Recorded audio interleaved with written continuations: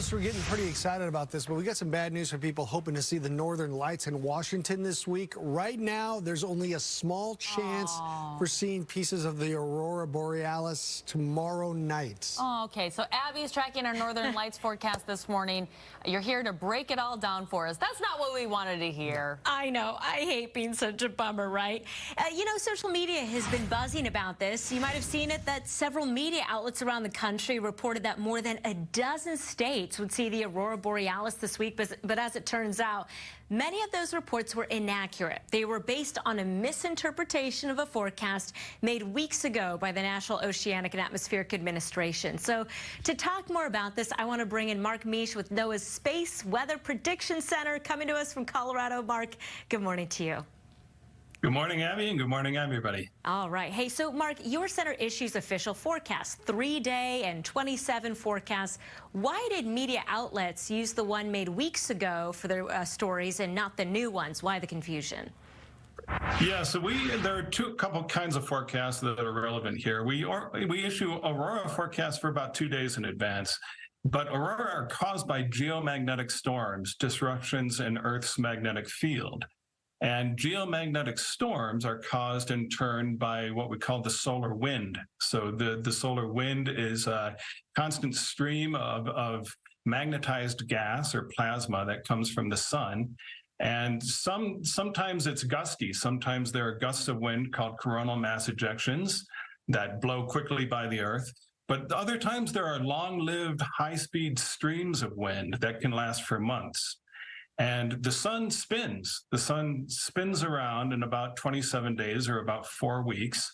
And about 27 days ago, there were aurora caused by a source of high-speed wind from the sun.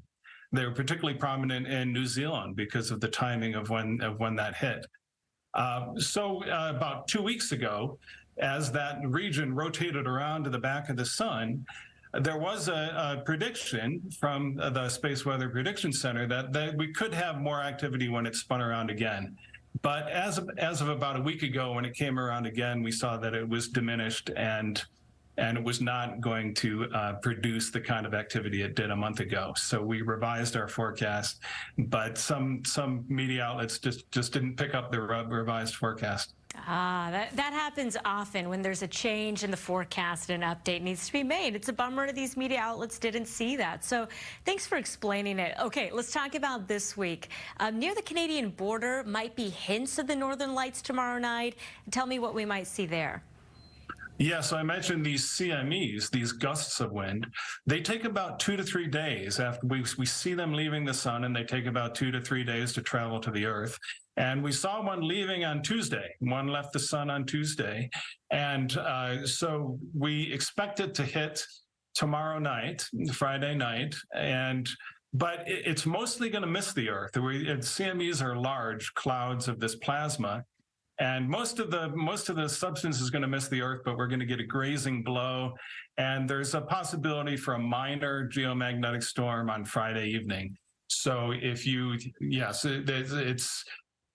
want to get a chance of seeing it, it's best to get away from city lights and go as far north and east as you can, because that's the direction where the North Magnetic Pole is. Okay. And look to the northern horizon. You got it. 20 seconds left. So all northern lights caused by these geomagnetic storms on the sun. So what is the solar maximum, and how could that give the Earth more viewings of the Aurora Borealis in the years ahead? Yeah, that's the good news. The bad news is you probably won't see it tonight, but the good news is that, yes, the sun has a cycle of activity. Every 11 years, it gets more active, and we expect this to peak in about October of 2024, so about a year from now. So in the remainder of this year and throughout next year, we expect more and more activity and more opportunities to see the aurora from Seattle. Mark Misch with NOAA's Space Weather Prediction Center. Thanks so much for joining us this morning, Mark. Thank you. All right, I'll send it back to you in the studio.